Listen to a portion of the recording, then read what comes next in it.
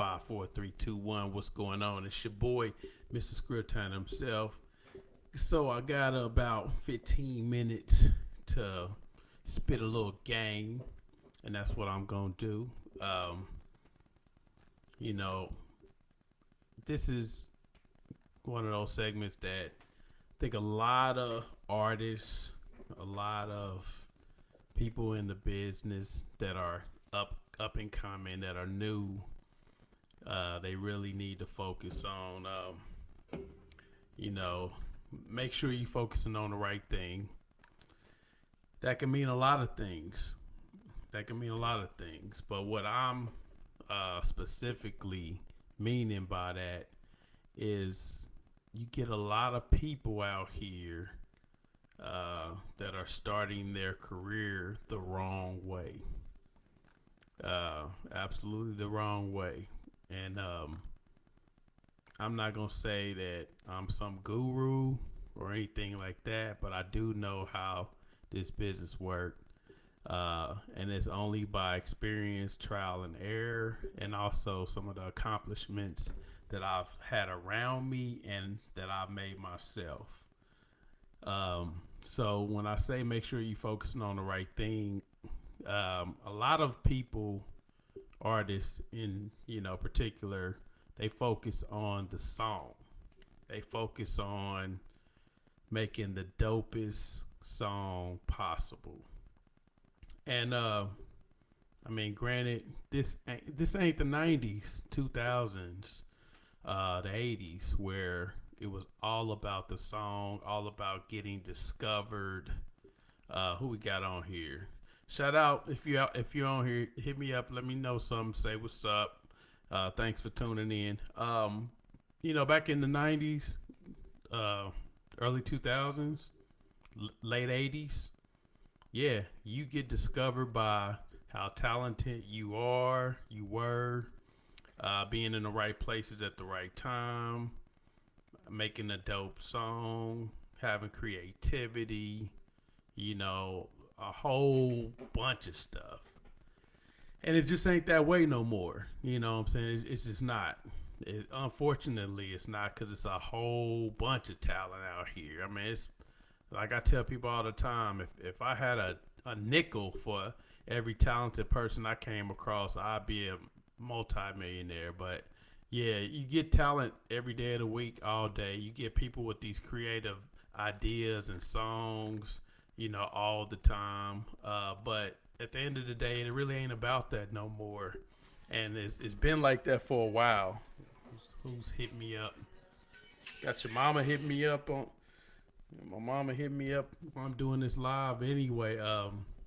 Yeah, it's just not about that, man. And unfortunately, you got to learn that early on before you spend a whole bunch of money on meaningless things. A lot of people want to spend their money on, going to the most professional studio they can find, high dollar studio.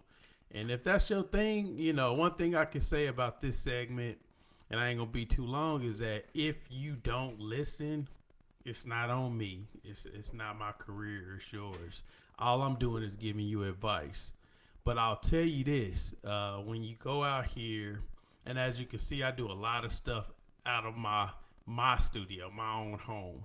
But when you figure it out, by the time you figured out that you done spent thousands of dollars on high quality studios. Now, granted, it's a time and place for that. It's a time and place for that. If you ever get into a situation with an A&R on a major label, or somebody that's going to really throw some money at you, it don't necessarily have to be a major label. It could be a major investor, somebody that's going to put some high dollars behind you. Then, yeah, if he don't like or she don't like the product that you bring in the material, then you might want to go to a high dollar studio and get them to, mix master and so forth. But for the most part, I'm telling you, 90% of the people that you hear and you see on TV, a lot of times they do those tracks at their crib, at their house, and then they get them mastered by a professional. So that would be one of the things that I would, honestly, for up and comer, somebody that really don't have a lot of change to be really messing with, I would think about that. I wouldn't go out and spend $65 to $70 an hour on a track, and you just don't know if you ever gonna make that money back. It's very important to have ROI, return of income, in this game, and if you don't get it, it discourages you. You know what I'm saying? If you spend $15,000 on a project and you don't make a cent back, or you only make a couple $100, it's gonna discourage you eventually to the point where you ain't gonna want to do it no more. So the reason I'm doing this and I'm even telling you this stuff is because I see it all the time. I see people not only doing that. That's number one. So number one, don't go out, on your first or second project and go to these high dollar studios. Nothing against them, but if you can do it at the crib or do it at a homeboy's house, and they can do a pretty decent job, then that's what you want to do to save money. The second thing is the features, high dollar features. If you can't get a feature off love or percentages, you really don't need it, because a lot of the times, nothing against nobody, but they won't promote it like you need them to promote it.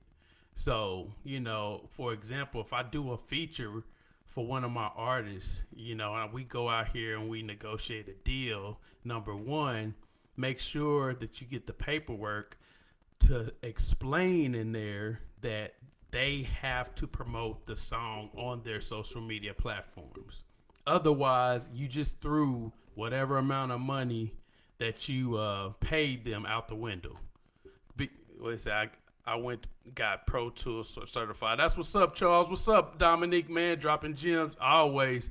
But yeah, because I'm gonna tell you, like, a lot of times, especially if they don't do a video with you. If they don't do a video with you, then it's a waste of time. So you got a situation where you went out and let's say you spent 5 to 10 racks on a feature. And they're dope artists. They dope. They popular. Well, guess what? If you don't get it in writing to either have them promote the song, do a video with them, or some type of promotion and marketing concept that y'all come up with, a video, cameo, something, then you've wasted that 5 and 10 racks. You've wasted it.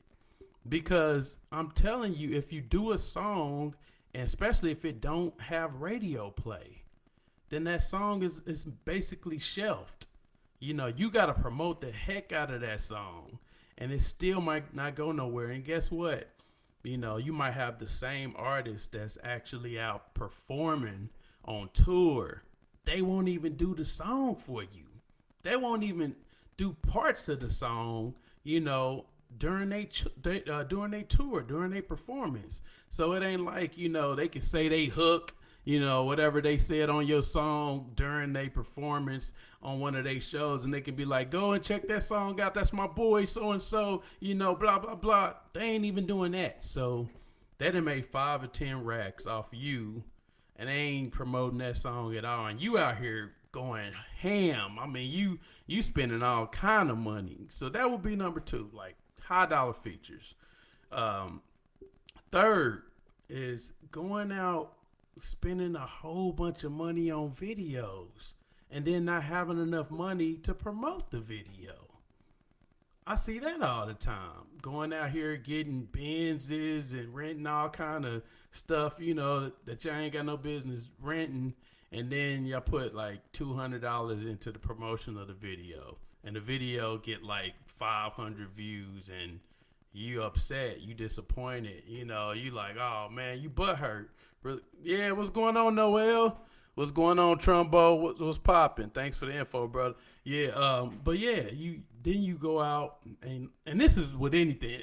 When this come to it, honestly, if you bring out anything, make sure you got money to promote it. But I see it a lot with videos, and you get people that they'll sell you whatever you want to buy. So I mean, the video could actually be worth $200, but they'll charge you $1,200, and then that ain't even including everything that goes in it. Especially if you start going and getting models and dancers and all that other stuff, which you can get, but just make sure that you have the budget to promote it. That's all I ask, because when you go out and spend that type of money and you only get 1,000 views, 5,000 views, it's upsetting, because guess what? The next person that's actually doing it the right way, they're getting 50,000 views. They're getting 100,000 views.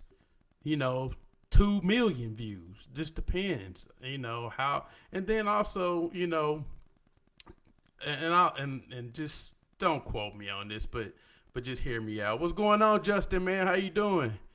Hear me out on this one. This is a big no. Don't spend all your money on one promotional tool.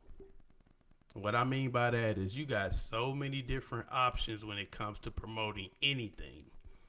Don't put all your eggs in one basket.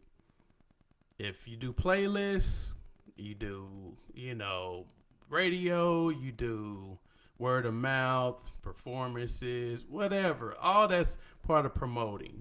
Get on, if you do commercials, infomercials, whatever. Just don't do all in one. Don't put all your money and invest all your money in one. So don't put all your money in all, it's just playlists. Don't do that. Do not do that. Don't put all your money in radio. Don't put all your money in a video. Don't put all your money on blogs. Do a combination of it all. And I've done a video before already about this. So you probably like, man, if you pay attention to what I say, you're like, man, he said that before. Yeah, I'm saying it again because there's still people out here doing it. And then hear me out on this. What you got to understand with playlisting, what you got to understand with promotion in general, is that you're trying to find exposure from new people. If you need to promote the people that promote to or advertise to the people that you already know, that already hear your music, then that's kind of a problem. They should already be a fan. You shouldn't have to worry if they're going to be a fan for the next project or a fan for this project. You're going out looking for new people that haven't heard or seen you before, that haven't heard your music before. So that's why I say don't invest in one tool. Invest in a lot. Put it all in one. It's like a pot of gumbo. And then after 30, 45, 60 days, reevaluate. What worked, what didn't work. Everything's not going to work. Some things go up, some things go down. But just know that the more you promote on a consistent basis, the better. Like I said, it's not about the music anymore. It's about promoting and marketing yourself. Do videos. Be on, stay relevant. Some of the most successful people that I've met this year have told me, just out of advice, to stay relevant. You can't do a song every 3 months and not be on social media and drop off and stuff like that. That's how you lose fans. That's how you lose listeners and people, supporters and all that. You have to stay relevant. You have to be in front of the camera all the time, even if you don't want to. People will forget about you. There's so many people out here making music and doing things that you're not doing. They will forget about you. So just remember that. What else we got? Diversify. You right. Kimmy said true. Shout out to Kimmy. What's going on? And then last but not least, I met somebody last year who was highly successful. We co-wrote a book together, and it went #1 in 48 hours. It was 15 different authors on that book. We did very well, and we went #1 in 4 different countries. One of the things that she told me right off the gate was that up until the time that I spoke to her, which I talked to her on FaceTime, she had never seen me before in front of the cameras. On social media, she was like, "You're not in pictures." She was like, "I don't know what you look like up until now." So what I will tell you guys is this: make sure people know who you are. Make sure you're being seen, because that's how you gain fans and followers as well. But yeah, shift your focus. If you were making mistakes up until you heard this, change your method, and trust me, it'll pay off because, like I said, the days of getting behind an A&R and passing your demos out or trying to inbox people. I mean, you can still do that, but it's really all about promoting yourself, showing that you can do it, showing that you can afford to do it, and then that's when you'll start finding people showing interest in you. Like if you show that you can do it yourself, more people want to back you up. Then you'll start seeing, you'll start getting more positive feedback. They'll start knowing that you're making noise and so forth. So just pay attention to that. Make sure you do it. Stop focusing on trying to make the hottest track ever, because even if you have the hottest track ever, doesn't mean it's going anywhere. You got to get smart about it, strategize, prepare, execute. So I'm out, and don't forget to tune in about 30 minutes. I'm doing an interview with T Vix and Mrs. Dean, hip hop's newest power couple. They doing their thing. So check us out.